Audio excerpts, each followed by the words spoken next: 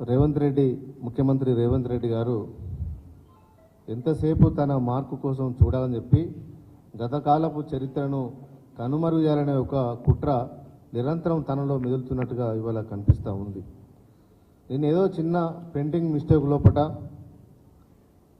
ముందు పేజీ లోపట ఇవాళ రేవంత్ రెడ్డి ఫోటో లేదని చెప్పి ముందు మాటలో తన మాట లేదని చెప్పి ఇవాళ అధికారులకు ఆదేశం ఇచ్చి ఇవాళ రాష్ట్ర ప్రభుత్వ ఖజానా మీద దాదాపు 5 కోట్ల మేర ఇవాళ బర్డెన్ పడే విధంగా ఇవాళ దాన్ని తీసేయాలని చెప్పి ఇవాళ ఆదేశాలు ఇవ్వడం ఇది సరైన విధానం కాదు.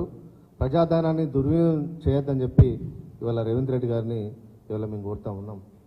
గతంలో కేసీఆర్ గారు ముఖ్యమంత్రి ఉన్నప్పుడు అనేకమైన సమస్యల మీద ఇక్కడ దుర్వినియోగం అవుతుంది, అక్కడ దుర్వినియోగం అవుతుందని మాట్లాడిన రేవంత్ రెడ్డి గారు ఇవాళ తన అధికారంలోకి వచ్చిన తర్వాత ఈ చిన్న చిన్న వాటిలో కూడా ఇవాళ ఘోరమైన ఇవాళ అధికార దుర్వినియోగానికి ఆర్థికపరమైన నష్టానికి ఇవాళ ప్రజల మీద భారం వేసే విధంగా ఇవాళ ముఖ్యమంత్రి రేవంత్ రెడ్డి గారి ప్రవర్తన ఇవాళ కొనసాగుతూ ఉన్నది.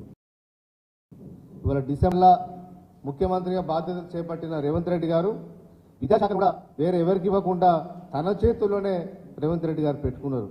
చాలామంది అనుకున్నారు రేవంత్ రెడ్డి గారు విద్యాశాఖ తన దగ్గరనే పెట్టుకున్నాడు కాబట్టి విద్యా వ్యవస్థను చాలా గాడిన పడగొడతాడు, చాలా లాభం జరుగుతాయనే ఆలోచనతో చాలామంది మేధావులు కూడా ఎదురు చూసారు. కానీ ఇవాళ బుక్ ప్రింటింగ్ లోపల ఇవాళ నీ పేరు రాకుండా ఉన్నదంటే విద్యా వ్యవస్థ మీద ఒక్కసారి కూడా మీరు రివ్యూ చేయలేదంటే ఇలాంటి తప్పిదాలు దొరలేని విషయాన్ని ఇవాళ ముఖ్యమంత్రి గారు ఇవాళ గ్రహించాలి. ఇవాళ ఒకసారి పేరేస్తే ఏమవుతుంది? ఇవాళ అధికారులు ముందు మాటలు నీ లేనంత మాత్రాన నీకు అయ్యే నష్టం ఏం లేదు కదా. ఇవాళ తమిళనాడు జయలలిత గారు ముఖ్యమంత్రి అయిపోతే తర్వాత ఏర్పడ్డ ప్రభుత్వం స్టాలిన్ ముఖ్యమంత్రి గారు అయిన తర్వాత గతంలో ఏదైతే ప్రింట్ ఉండనో బుక్స్ కానీ బ్యాగ్స్ కానీ ఏవైతే ఉండనో అవే పంచని చెప్పి తన గొప్పతనాన్ని చాటుకున్నాడు స్టాలిన్ గారు. మరి ఆ విధానం అంత ఓర్పు నేర్పు ఇవాళ రేవంత్ రెడ్డి గారికి లేనట్టుగా ఇవాళ కనిపిస్తుంది. అంత దూరదృష్టి, అంత కీర్తి, అంత ఆకాంక్ష రేవంత్ రెడ్డి గారికి ఉంటే ముందు ఎందుకు రివ్యూ లేదని చెప్పి ఇవాళ మేము ప్రశ్నిస్తూ ఉన్నాం. ఇవాళ ప్రభుత్వం మీద నీ అవగాహన లేని వల్ల ఇవాళ రివ్యూ చేయకపోవడం వల్ల ఇవాళ చాలా సమస్యలు ఇవాళ విద్యార్థులు ఈ రాష్ట్రంలో ఎదుర్కొంటూ ఉన్నారు. ఇప్పటికే ఎంసెట్ 27 నుంచి ఎంసెట్ కౌన్సిలింగ్ జరగబోతా ఉన్నది. ఇంటర్మీడియట్ కాలేజీ చాలా మంది ఇప్పటికే ప్రైవేట్ విద్యా సంస్థల్లో చదువుకున్న విద్యార్థులకు ఇప్పటి వరకు మేమోలు ఇవ్వకపోవడం వల్ల, చాలా కార్పొరేట్ కళాశాలలు మేమోలు ఇవ్వకపోవడం వల్ల ఇవాళ ఎవరు కూడా ఎంసెట్ ఫస్ట్ ఫేజ్ ఏ కేటగిరీ కౌన్సిలింగ్ అప్లై చేసుకోలేని పరిస్థితి ఇవాళ కనిపిస్తా ఉంది. చాలా మంది విద్యార్థులు నష్టపోతారు.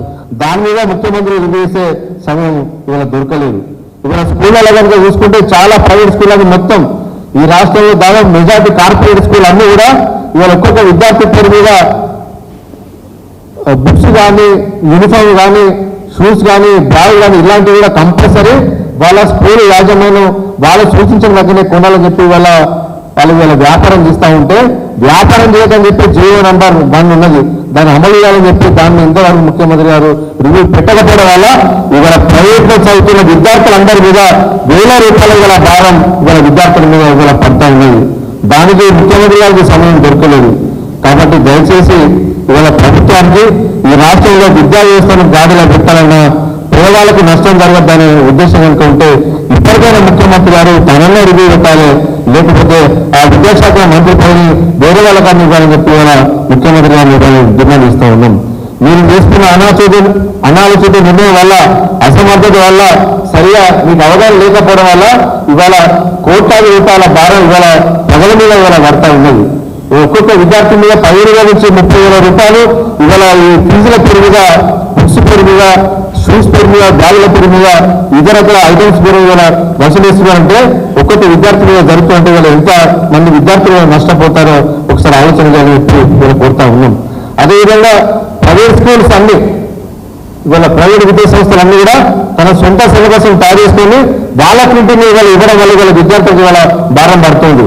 ఇవాళ ఎన్సీఆర్టీ కనుక ప్రభుత్వం ఏదైతే ప్రింట్ చేసిన బుక్స్ అయితేనో అవే ప్రైవేట్ స్కూల్స్ యాజమాన్యం పాటించాలని చెప్పి రూల్స్ నిబంధనలు ఉన్నప్పుడు కూడా ఇవాళ ఏ ప్రైవేట్ విద్యా సంస్థ కూడా కార్పొరేట్ విద్యా సంస్థలు ఎదురు కూడా ఫాలో కాకపోవడం వల్ల అదేని ఫీజులు రేట్ చేసి ఇవాళ విద్యార్థుల మీద ఆర్థికపరమైన భారం మోపుతున్న విషయం ఇవాళ ముఖ్యమంత్రికి తెలిసినా కూడా చూసి చూడనట్టుగా వివరించడం వల్ల ప్రైవేటు కళాశాలకు, ప్రైవేటు విద్యా సంస్థలకు లాభం చేకూర్చే పనిని ఇవాళ ముఖ్యమంత్రి గారు ఇవాళ పెట్టుకున్నది కాబట్టి ఆ పెట్టుకుంటే విద్యాశాఖ తన దగ్గర పెట్టుకున్నట్టుగా ఇవాళ రాష్ట్రం అందరూ ఇవాళ భావిస్తూ ఉన్నారు. కాబట్టి ఇప్పటికైనా ముఖ్యమంత్రి గారు మేల్కొని విద్యాశాఖ మీద ఇమ్మీడియట్ గా రివ్యూ చేయాలని చెప్పి ఏదైతే ఇంటర్మీడియట్ సర్టిఫికెట్స్ ప్రైవేట్ కళాశాలలు వాళ్ళ దగ్గర పెట్టుకున్నారో అది ఇమ్మీడియట్ గా ఇప్పించే విధంగా చర్యలు తీసుకోవాలని చెప్పి కోరుతా ఉన్నాం.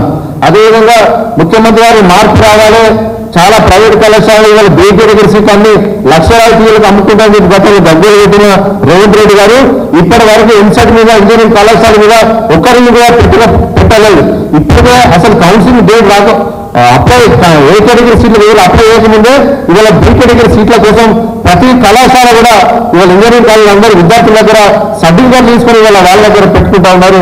ఒక్కొక్క విద్యార్థుల దగ్గర 10 లక్షలు 15 లక్షలు ఇవాళ డొనేషన్ల పేరుగా ఇవాళ అందరూ ఇవాళ వేధింపులుగా గురి చేస్తా ఉంటే ముఖ్యమంత్రి చూసి చూసినట్టుగా ఉండడం వల్ల ఇవాళ 100 కోట్ల రూపాయలు ఇవాళ చేతులు మారుతా ఉన్నాయి. అక్రమంగా ప్రైవేటు ఇంజనీరింగ్ కళాశాల యాజమాన్యాలు సంపాదిస్తా ఉంటే ముఖ్యమంత్రి ఏం చేస్తున్నారని చెప్పి ఇవాళ మేము ప్రశ్నిస్తా ఉన్నాం. ఇవాళ ఇలాంటి ఆర్థికపరమైన నేరం విద్యార్థుల మీద పడద్దని ఆలోచన ఈ ముఖ్యమంత్రి ఉందంటే ఇప్పటికే విజిలెన్స్ కమిటీలు పెట్టి తనిఖీ చేయాల్సిన ముఖ్యమంత్రి గారు ఇవాళ మౌనంగా ఉన్నారంటే ఇవాళ ప్రైవేటు కళాశాల యాజమాన్యాల అసోసియేషన్ నుంచి ఇవాళ ఎంత ముడుపులు ముడుతున్నాయి కాబట్టి ఇవాళ మౌనంగా ఉన్నారని చెప్పి ఇవాళ రాష్ట్రంలో ప్రతి ఒక్క మేధావులందరూ కూడా ఆలోచన ఇస్తా ఉన్నారు. నిజంగా ముఖ్యమంత్రి అలాంటి ఆలోచన లేకపోతే తక్షణమే విద్యాశాఖ మీద ఇంజనీరింగ్ కళాశాల కౌన్సిలింగ్ మీద రివ్యూ నిర్వహించి బీ కేటగిరీ సీట్లను కూడా ఇవాళ కౌన్సిల్ ద్వారా నిర్వహించే విధంగా ప్రభుత్వం చర్యలు తీసుకోవాలని చెప్పి రాష్ట్ర ప్రభుత్వాన్ని మేము డిమాండ్ ఇస్తున్నాం. ఒకవేళ రాష్ట్ర ప్రభుత్వం ఇంకా కార్యక్రమం ఇవ్వకుంటే బీఆర్ఎస్ విద్యార్థి యోగం తరఫున ఖచ్చితంగా మేము పోరాటం చేస్తాం. పేద విద్యార్థుల పక్షాన బీఆర్ఎస్ విద్యార్థి యోగం కొట్లాడుతుంది. పేదలకు న్యాయం జరిగే కోసం పేదలకు విద్యా నాణ్యత పేదలకు విద్యా ఆర్థిక భారం కాకుండా ఉండటానికి బీఆర్ఎస్ విద్యార్థి విభాగం కేసీఆర్ గారి సూచనల మేరకు ఖచ్చితంగా మేము పోరాటం చేస్తాం. విద్యార్థులకు పేద విద్యార్థులకు అన్నం ఉంటామని చెప్పి ఈ సందర్భంగా తెలియజేస్తా ఉన్నాం. జై తెలంగాణ.